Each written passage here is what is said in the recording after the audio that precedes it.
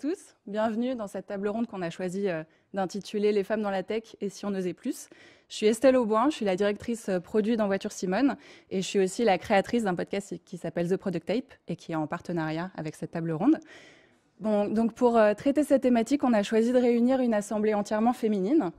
Et pour commencer, je vais vous proposer de faire un tour de table et de vous présenter. Super, je vais démarrer. Marine Bonlieu, donc je suis cofondatrice de WeVoo, agence de conseil spécialisée en product management. Célia Audan, je suis Game UX stratégiste.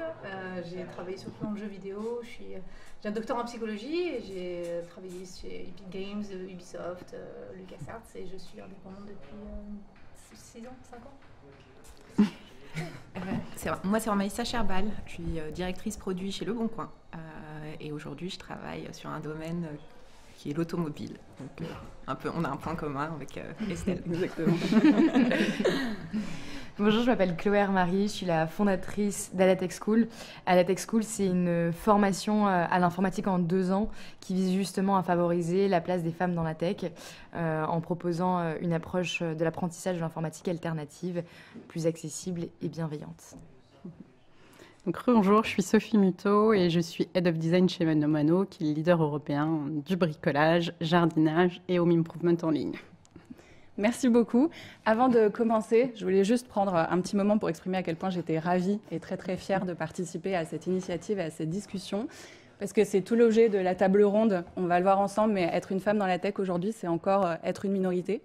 Et je suis sincèrement convaincue que c'est grâce à ce type de discussion et à ce type d'échange qu'on va pouvoir participer à l'évolution des mentalités et faire en sorte qu'à terme, justement, on ne pose plus ce genre de questions. Et du coup, je voulais en profiter également pour remercier WeVoo et remercier toute l'équipe d'organisation pour nous permettre d'avoir cette discussion et cet échange aujourd'hui. Et maintenant que cette parenthèse est fermée, on va pouvoir rentrer dans le vif du sujet. Du coup, la première question que je voulais vous poser finalement, c'est pourquoi est-ce qu'on est là ? Pourquoi est-ce que la question des femmes dans la tech, elle est aussi importante ? Pourquoi est-ce qu'on se la pose autant en ce moment ? Et aussi pourquoi elle est aussi complexe et aussi sensible. Et du coup, pour commencer, je me tourne vers toi, Chloé, parce que c'est finalement une thématique que tu as l'habitude de traiter dans ton activité. Est-ce que tu pourrais nous donner ton avis et ton constat sur ces questions ? Ouais. Déjà, pourquoi c'est important qu'on en parle et je voudrais faire un petit pas en arrière. On grandit aujourd'hui en France avec l'idée qu'on est tous égaux à l'école. On nous le dit, vous êtes qui que vous soyez, on est tous égaux, liberté, égalité, fraternité. Et je pense que aujourd'hui, la société le montre qu'on c'est pas tout à fait le cas en fonction de où on est, de quelle couleur de peau on a, de quel sexe on a. En fait, on a des opportunités de carrière et de vie qui sont différentes. Et dans la tech, on voit énormément cette forme d'inégalité et de discrimination, puisque aujourd'hui, seulement 10% des postes techniques sont occupés par des femmes. Il y a une autre statistique, on pourrait se dire, en fait, il n'y en a pas beaucoup qui s'orientent dans la tech, mais il y a une autre partie de la statistique qui est intéressante, qui est que 50% des femmes dans la tech partent au bout de 10 ans, parce que en fait, c'est pas forcément tenable d'être 10% face à 90%. Donc c'est un sujet, pourquoi c'est un sujet important ? On pourrait se dire, tant pis. Au-delà du fait d'être militante peut-être, ou féministe, ou des femmes, donc se dire, ça me pose problème. C'est un problème parce que la tech et le numérique structurent nos usages et les services qu'on utilise, et qu'à partir du moment où autour de la table, il n'y a pas des gens qui sont représentatifs de la société, en fait, on crée des services et des outils qui ne sont pas représentatifs de leurs utilisateurs et utilisatrices. Donc, pragmatiquement, c'est un problème à la fois pour la société, mais c'est aussi un problème pour les entreprises économiquement, puisque du coup, je peux vous apprendre, la personne du produit, que du coup, on crée des produits qui sont pas destinés, pas bien conçus pour les utilisateurs et utilisatrices.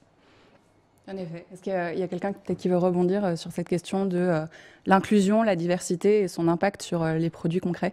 Moi, je rejoins Chloé sur ce point. Je pense que c'est un sujet hyper important, notamment pour qu'on puisse mieux représenter nos produits, pour éviter, à titre d'anecdote, de retrouver le persona, la secrétaire et le directeur commercial. Parce que si vous avez que des hommes dans cette assemblée-là, forcément, ça va paraître un peu normal. Et cette diversité, vraiment, est importante, à la fois pour la construction des produits est aussi importante pour créer du débat au sein d'une équipe, au sein d'une feature team, au sein d'une communauté de product owners et de product managers. Ce débat est vraiment important pour nous permettre d'avancer. Et je pense que cette question de femmes dans la tech est aujourd'hui structurante et hyper importante parce qu'on a un besoin qui croît. En termes de people, on a plein de demandes. Le digital est au cœur de la vie de tout le monde, encore plus depuis les 2 dernières années qu'on a tous connues. Et on aura besoin de plus en plus de femmes dans cet environnement-là, à la fois pour donner des opinions, à la fois pour faire évoluer les choses, et aussi pour faire grossir nos forces, à la fois en développement, à la fois en product management, à la fois en UX, pour continuer à faire croître nos entreprises. Donc ça devient un enjeu à la fois économique, c'est un enjeu social, et c'est aussi un enjeu, je trouve, peut-être éthique et de combat, mais ça c'est parce que c'est mon petit côté féministe qui parle. Et je pense que c'est plus agréable de travailler dans des équipes diverses aussi, quoi, de bien-être même au travail, d'avoir des gens... ça crée une culture de la diversité et de l'inclusion, je pense, qui est plus forte. Et d'ailleurs, c'est vrai pour la diversité des femmes et la diversité au sens large aussi. Et c'est vrai qu'en préparation de cette discussion, on avait parlé un peu des biais que justement la non-diversité pouvait provoquer dans la construction des solutions. Alors ça peut provoquer, pas forcément, mais en tout cas ça va pérenniser, et on a tous des biais, donc peu importe si on est homme, femme, ou peu importe la couleur de notre peau, on a tous des biais, on a tous des angles morts dans ce qu'on essaie de faire. Et donc c'est d'ailleurs pour ça qu'on a une démarche UX pour faire des produits et ne pas se focaliser sur notre sens commun, entre guillemets, qui ne vaut que pour ce qu'on connaît, et nos gut feelings, et qu'on va faire de la recherche, qu'on va faire des études avec les utilisateurs et utilisatrices, justement pour ne pas tirer des conclusions hâtives. Et voilà, tous ces biais sont là, on en a énormément. On en a un qui s'appelle le biais pro-endogroupe, qui est assez représentatif ici pour ce qui se passe. C'est-à-dire que quand on fait partie d'un groupe, donc par exemple, on fait partie de plusieurs groupes. Donc, je suis une femme, je suis blanche, j'aime les jeux vidéo, je suis parisienne, j'habite en Californie, donc j'ai plusieurs type de groupe, et quand je vais rencontrer quelqu'un que je perçois comme faisant partie de mon groupe, sans le vouloir nécessairement, je vais favoriser cette personne par rapport à une autre.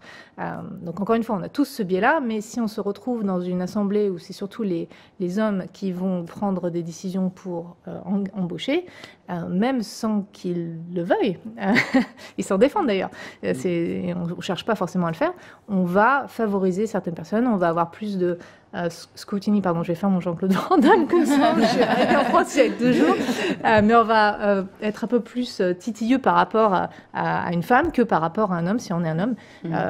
Alors j'aurais envie de dire vice-versa, mais ce biais est tellement fort dans le boulot que même les femmes sont aussi un peu plus sévères envers les femmes qu'envers les hommes au travail. Donc voilà, ça fait partie des biais qu'il faut combattre. Il faut les connaître, mais même quand on les connaît, ça ne va pas nous aider beaucoup puisqu'ils sont implicites.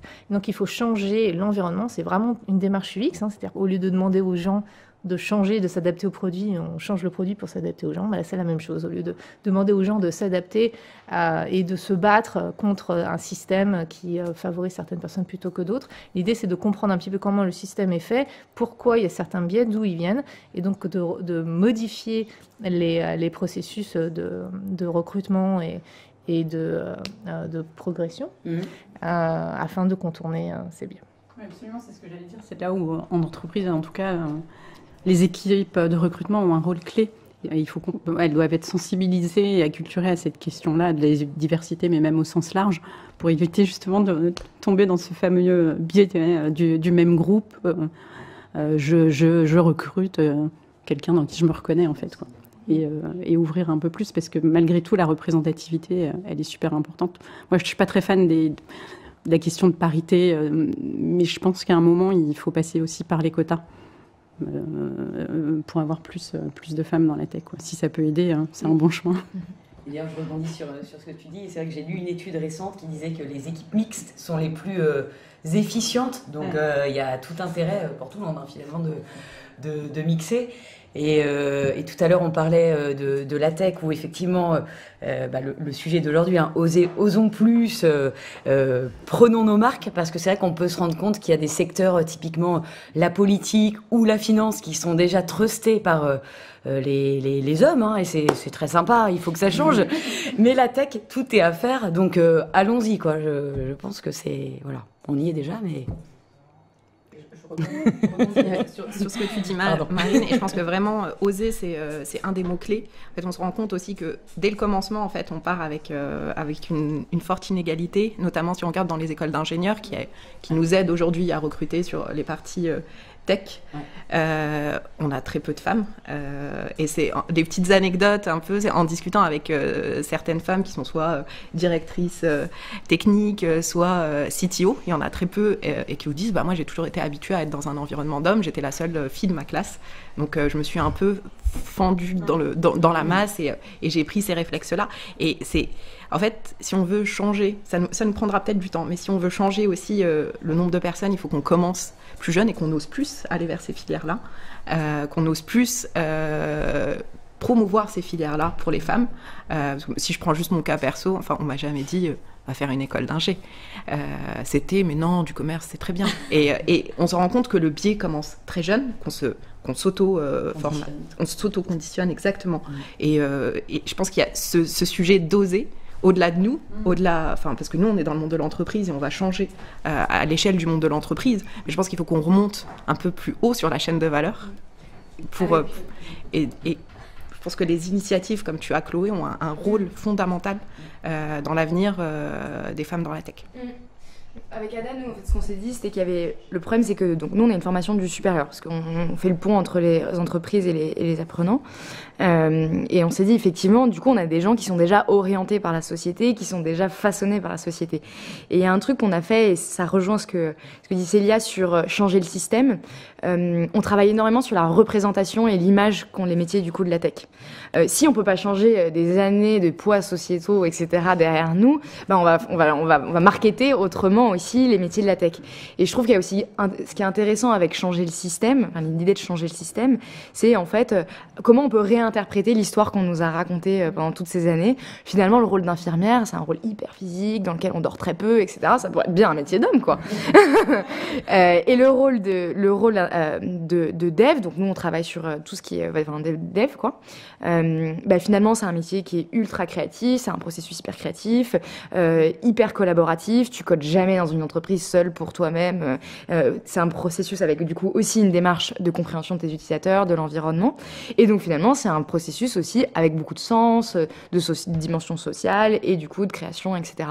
Et on essaye de vachement retravailler sur l'image et le marketing du dev en disant mais ce n'est pas du tout ce que vous pensez. C'est un métier tout à fait de femme, le dev.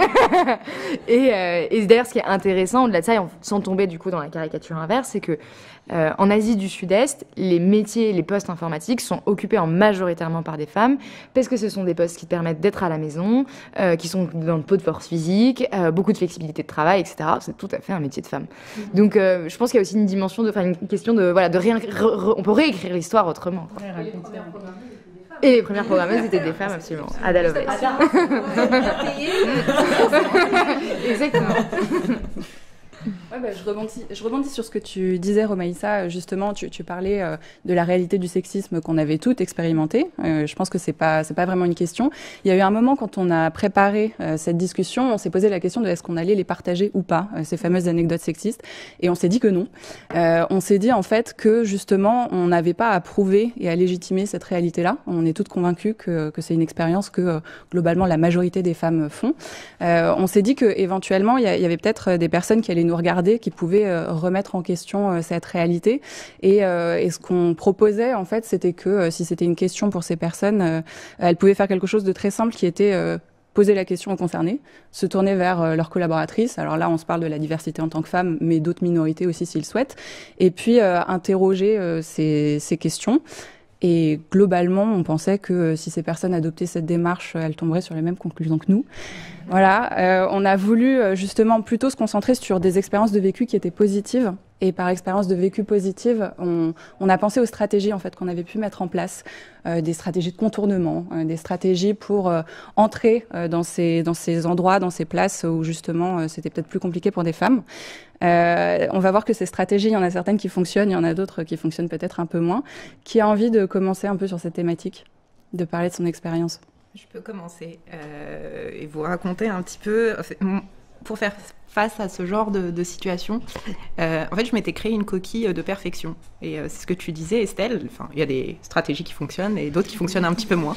Celle-ci fonctionne un petit peu moins parce qu'en fait, elle demande à être parfaite surtout, à préparer les réunions, à préparer les slides, à être hyper au taquet sur ses chiffres, à connaître l'intégralité de ses marchés, de la France au Danemark, alors que le Danemark, on s'en foutait dans le business model à ce moment-là. Pas ce soir, parce que au foot, apparemment non, mais en tout cas, dans mon business model, ça pesait très peu.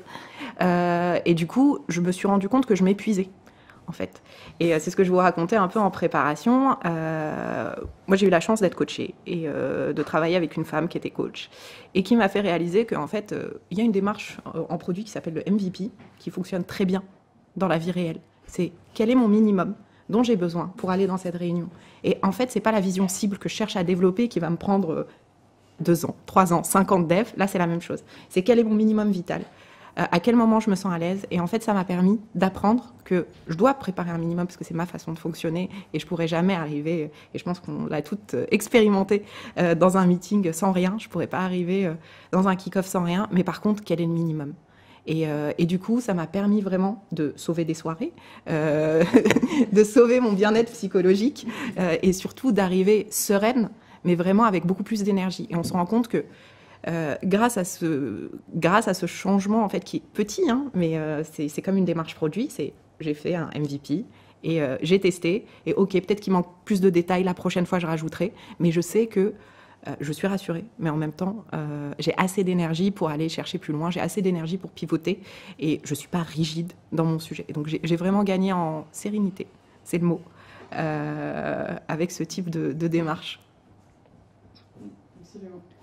Moi, j'avais mis aussi en place une stratégie quand j'ai démarré il y a quelques années maintenant, parce que j'ai démarré dans le jeu vidéo aussi, et donc univers d'homme il y a encore plus, il y a 20 ans. J'étais jeune en plus, et j'avais un peu la stratégie du miroir, qui était, ok, j'ai besoin d'être acceptée dans cette tribu, donc il faut que j'adopte les codes des mecs développeurs dans le jeu vidéo, que je me mette au jeu vidéo, etc., etc. Et alors oui, ça m'a ouvert quand même, que je dise aussi, voilà, des gros mots, machin, tout ça, j'ai des blagues, etc. Alors ça m'a quand même donné les clés de la tribu, effectivement, ça a permis que je me fasse accepter, mais en revanche, c'est pas tenable sur la durée, parce que tu peux pas ne pas être toi-même, en fait, sur la durée au quotidien. Et puis à un moment, c'est une question aussi, d'honnêteté par rapport à toi, par rapport aux autres, et de se dire, parfois, tu vois, tu ravales ton truc et tu te dis, mais non, je suis pas d'accord, je veux pas entendre ça, je veux pas que ça se passe comme ça, et t'oses pas le dire parce que tu veux absolument être accepté et adopter justement ces fameux codes de cette tribu qui est en face de toi. Donc, je crois qu'après, c'est... Tu te souviens de la transition, un peu du moment où tu t'es rendu compte que ça ne correspondait pas ? Ouais, absolument. C'était toujours sur cette expérience. Finalement, ça a duré quand même 2 ans à peu près. Et où j'ai commencé après à me dire, en fait, non, je peux plus accepter de faire semblant et de pas être moi-même. Parce que finalement, faire semblant de pas être moi-même, ça m'empêche de prendre la parole, ça m'empêche d'exprimer aussi mes convictions et ce que j'ai envie de faire. Et je tiendrai pas, 40 ans au boulot comme ça, quoi. C'est pas possible. Et là, je me suis dit, finalement, il faut trouver la juste dose entre... je peux être empathique envers des personnes, des hommes au travail, etc., pour essayer quand même aussi d'adopter parfois leur prisme. Pourquoi pas, ça c'est intéressant. Mais je peux pas être dans la copie et dans le miroir, parce que je suis pas cette personne-là au final, quoi. Je pense que la position d'être dans la minorité, c'est un rapport à la norme. Et du coup, c'est un rapport à être hors de la norme. Et en fait, il y a 2 solutions. C'est essayer de se plier à la norme, ce qui est un peu dommage, parce qu'en fait, on gomme en plus vachement de diversité et de choses plutôt... d'aspérité en fait qui sont dans la société chez les humains.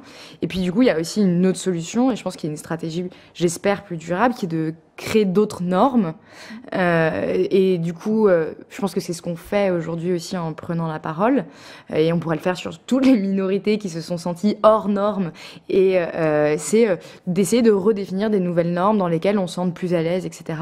C'est tout le débat autour des rôles modèles, de comment en fait on crée des modèles reconnaissance dans lesquelles on se reconnaît plus et dans lesquelles on se sent plus proche. Et je pense que c'est le cas du coup dans la tech, c'est le cas aussi dans l'entrepreneuriat.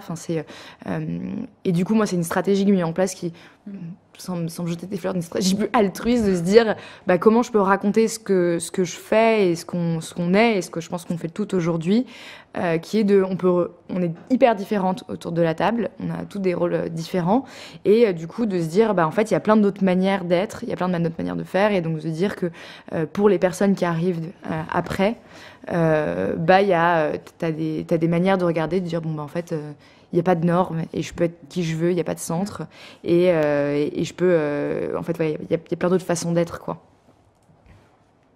Là, on a parlé. Oui, non, pardon, je te laisse. Non, mais.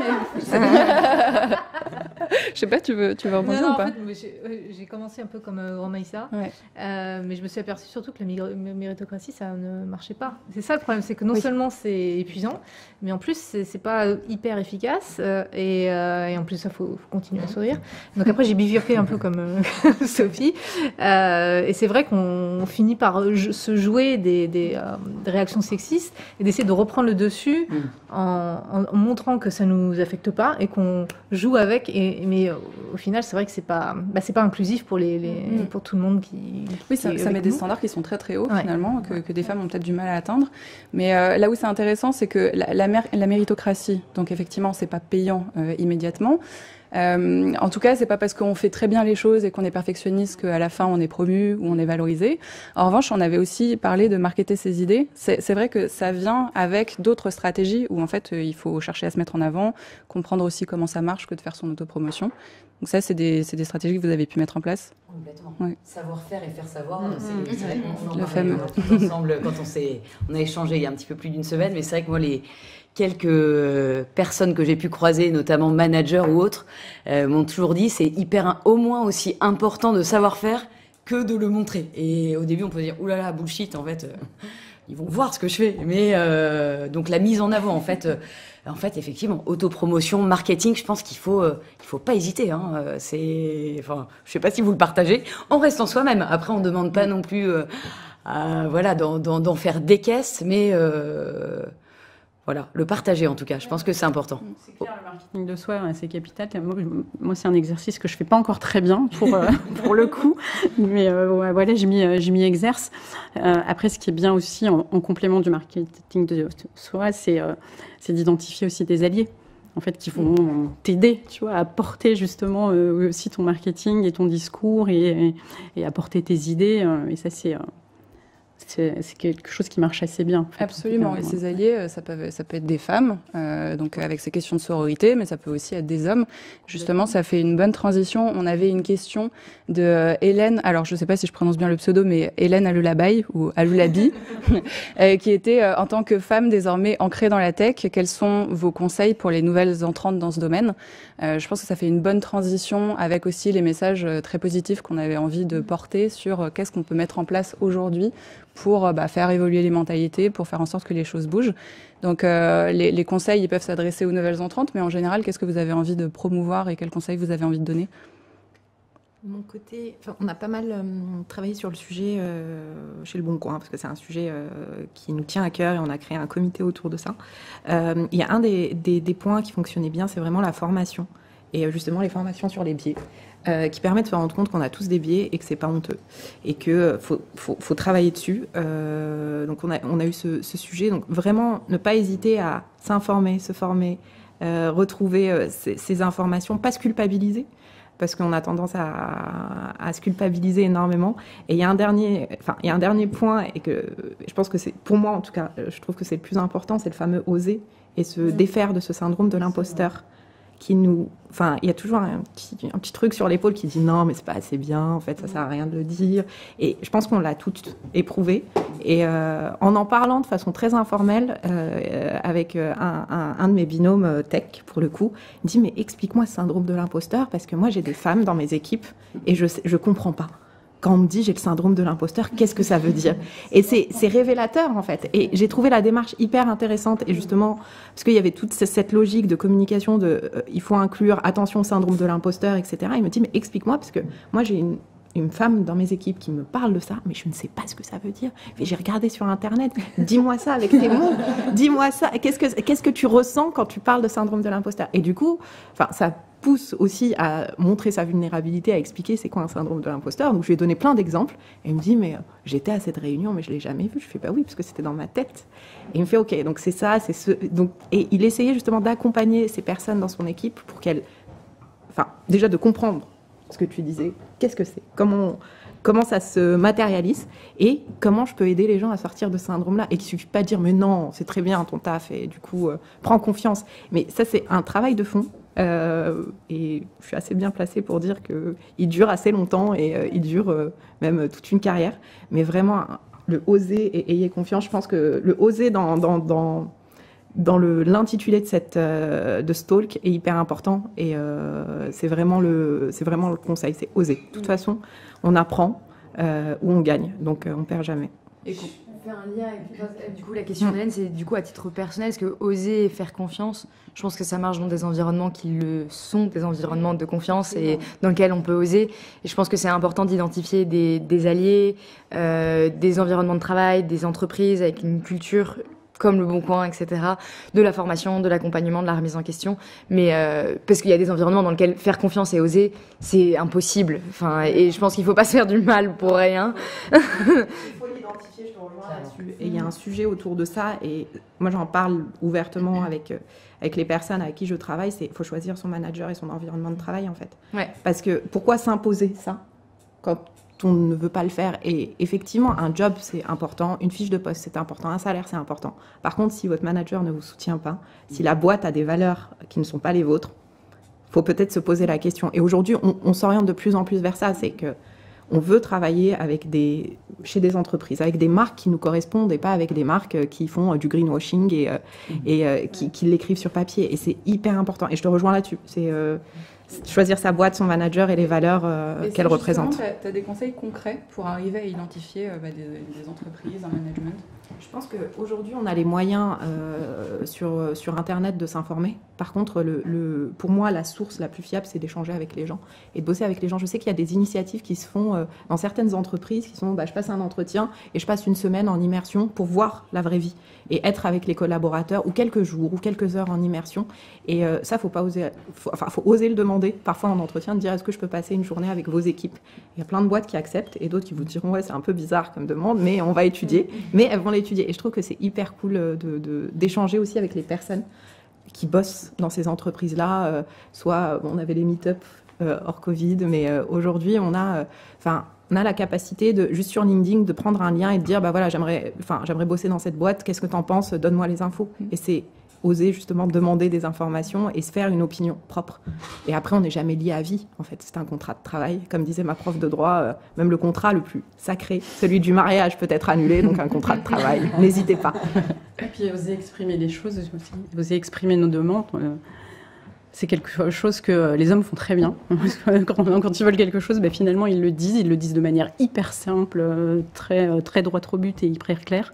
Alors que nous, on se met pas mal de barrières et je trouve que du coup, le début de l'histoire, il est aussi avec nous-mêmes en fait. On commande nous-mêmes aussi, on apprend à casser un peu ces croyances. Je suis d'accord qu'on nous inculque dès l'école, etc. Mais le début d'histoire, il est aussi toi avec toi-même en tant que femme.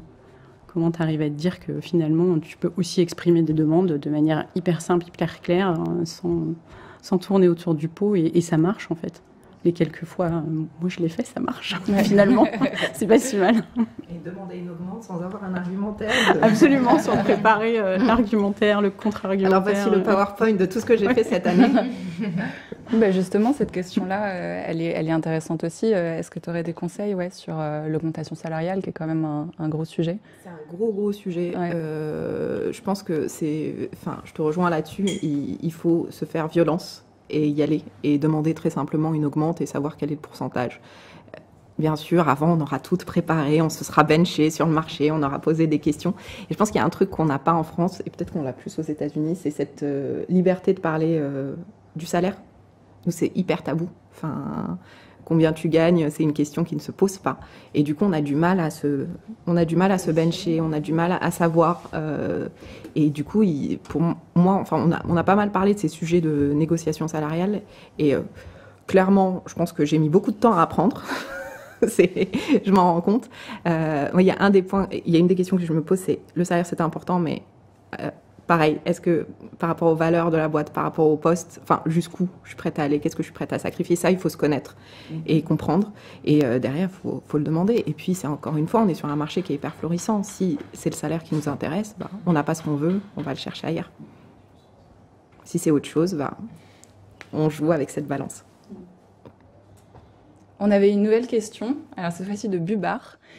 Au-delà de la formation au bien inconscient, des actions de recrutement, de promotion, qu'est-ce que les entreprises peuvent faire pour impacter le problème de la diversité dans la tech à la source, c'est-à-dire au niveau de l'éducation et des prochaines générations? Moi, j'ai un exemple. Oui. Partenariat avec Chloé et Adatech School, par exemple. C'est une bonne manière, je trouve. Donc, on a fait ça avec Mano Mano et Adatech School. Je trouve que c'est une bonne manière de montrer le chemin. Aussi, on a pas mal communiqué en interne sur ce sujet-là. Tu es venue parler en plénière, Chloé aussi, avec moi pour expliquer l'initiative. Et maintenant, chez Mano Mano, voilà, tout le monde est au courant de cette initiative. Tout le monde quasiment connaît Noémie et Alice qui nous ont rejoints là. Il y en a 2 autres qui arrivent bientôt.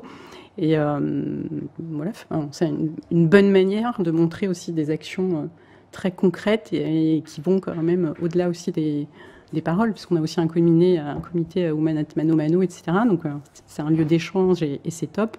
Mais on essaie tout le temps de décider d'actions pour faire en fait réellement, quoi.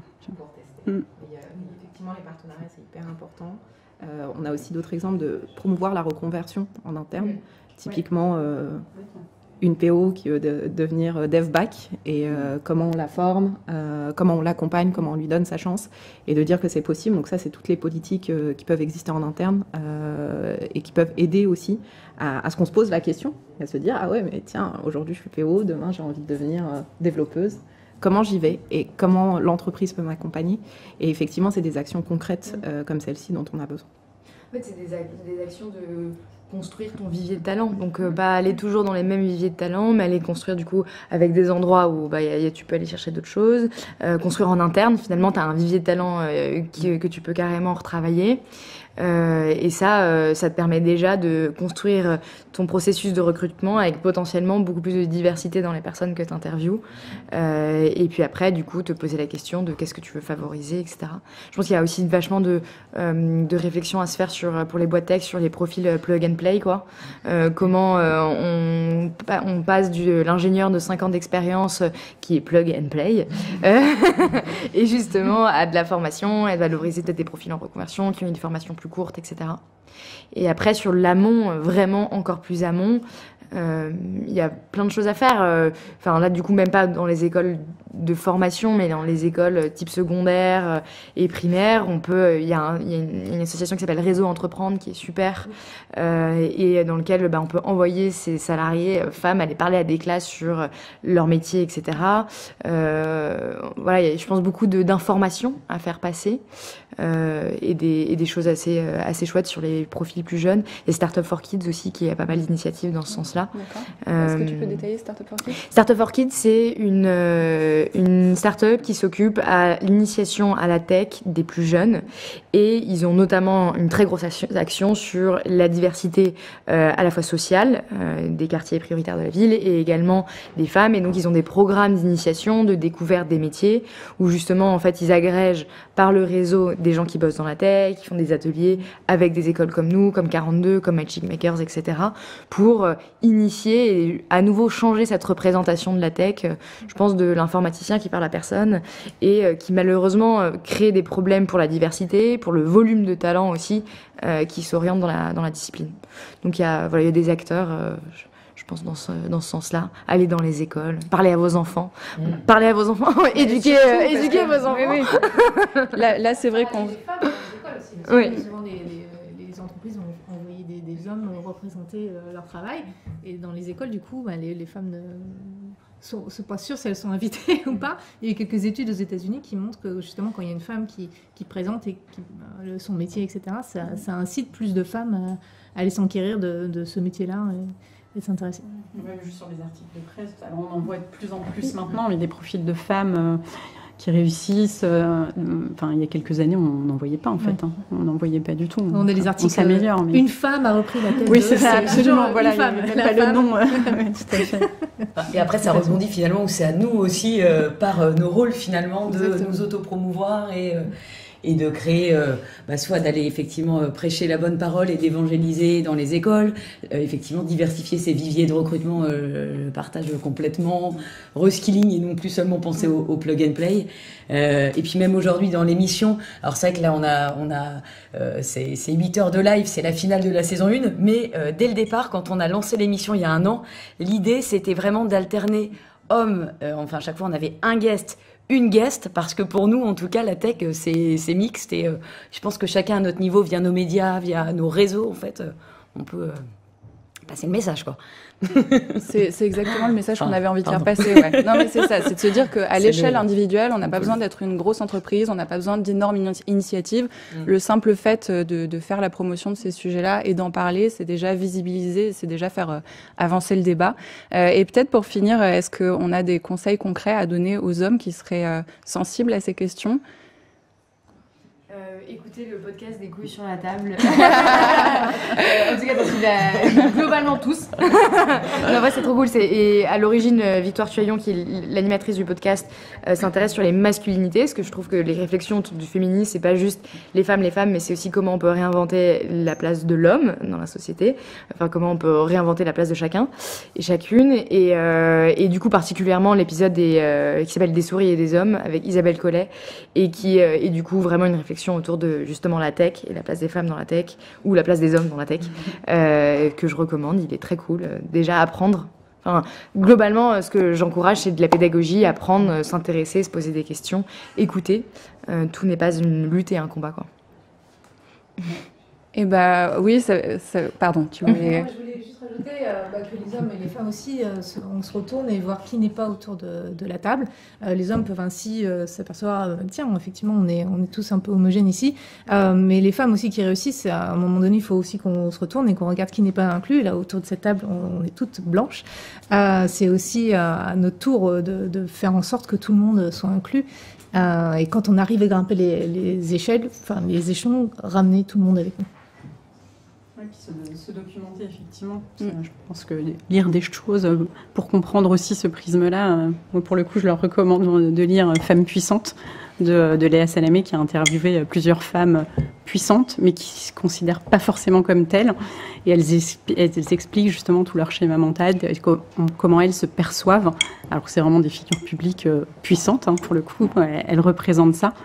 Et elles expliquent comment elles n'associe pas en fait le mot puissante au fait d'être une femme. Enfin, c'est hyper intéressant justement sur le schéma mental, le fameux syndrome de l'imposteur, mais comment malgré tout on peut être effectivement une femme puissante. Et je pense que c'est très instructif pour les hommes pour le coup, mais pour les femmes aussi. Moi, je rebondirais sur ton conseil, Estelle, c'est de dire parlez à une de vos collaboratrices, à une de vos collègues, et de façon à bâton rompu et écoutez. Et ça vous donnera, c'est pas un cliché, c'est pas de la plainte, écoutez les situations et observez aussi, parce que c'est 50% de l'humanité, donc les hommes doivent aussi comprendre et doivent aussi faire preuve d'empathie. Et je pense que effectivement, c'est comme disait une de mes amies, c'est facile quand on a toujours été dans le clan de l'élite, on se remet rarement en question. Et la remise en question est difficile. Et je pense que sur les différents podcasts des couilles sur la table, la question de la masculinité est remise au cœur. Je trouve que c'est vraiment un sujet intéressant. Et je pense qu'écouter et juste demander un avis et prendre 5 minutes et un café pour qu'on vous explique le syndrome de l'imposteur, pour qu'on vous explique les difficultés à gérer plusieurs vies, pour qu'on vous explique que effectivement parfois on se sent pas à la hauteur et qu'est-ce que ça veut dire et comment ça se reflète, et ça peut être important et ça peut aider. Absolument. On va conclure là-dessus. Donc on avait chacune préparer une ressource justement dans cette velléité de pédagogie et de visibiliser ce sujet.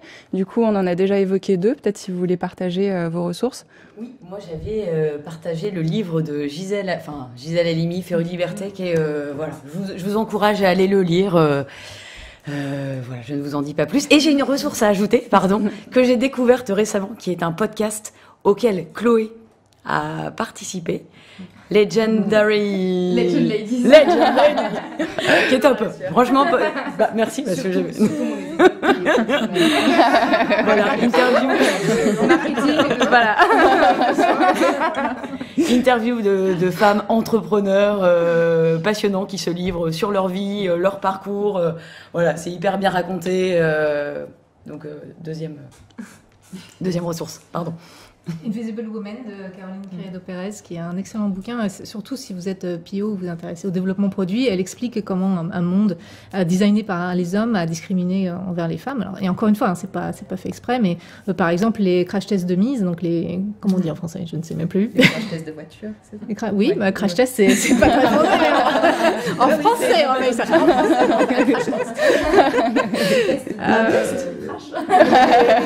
Les mannequins pour tester les voitures dans les crashs ont été faits pendant des années sur le modèle masculin moyen, et donc les femmes avaient plus de risques d'avoir des comment on dit, séquelles. des séquelles, enfin d'être un peu plus amochés dans des accidents, mais aussi tous les hommes qui ne rentrent pas dans la moyenne. Donc ça n'affecte pas que les femmes. C'est pour ça que c'est important que tout le monde regarde ça. C'est un très bon bouquin. Moi, j'ai un podcast qui est intéressant qui s'appelle Femmes ambitieuses, qui peut parler de Jenny Chamas, que vous retrouverez sur Spotify, partout, avec plein de thématiques hyper intéressantes. Et je rajouterai une ressource supplémentaire, parce que c'est une de mes amies qui me l'a offerte, et en me disant enlève le syndrome de l'imposteur, ce qu'elle avait écrit. C'est l'autobiographie de Michelle Obama, où elle raconte son parcours et comment elle a été le bras droit de Barack Obama, et qu'est-ce que ça voulait dire pour une femme qui avait eu une carrière avant, et hyper intéressant. Voilà. Super. Et ben j'ajoute la mienne, qui est un podcast à soi. Donc on a quand même beaucoup parlé de podcasts. C'est Arte qui fait ça. Et ce que j'aime beaucoup, c'est que ça donne la parole aux concernés. C'est vraiment que de la parole de personnes concernées. Et c'est ce qu'on se disait tout à l'heure. C'est ce qui est le plus important, plutôt que de disserter vraiment de grands principes. Il y a aussi l'expérience individuelle qui est à entendre. Voilà. Du coup, on a fini. Merci à toutes d'avoir participé à cette discussion. Merci. Merci.